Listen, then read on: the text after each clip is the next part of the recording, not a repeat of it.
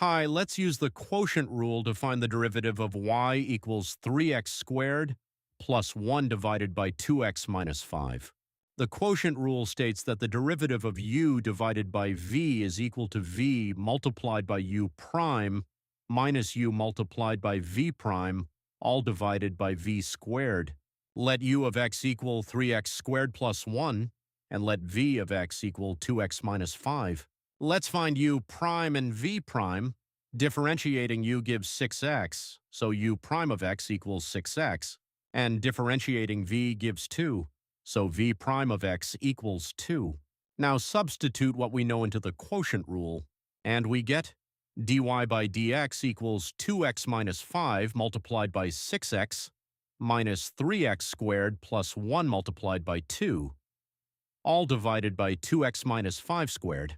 Simplifying gives dy by dx equals 12x squared minus 30x minus 6x squared minus 2, all divided by 2x minus 5 squared. And since we can't simplify any further, that's our final answer. Thanks for watching.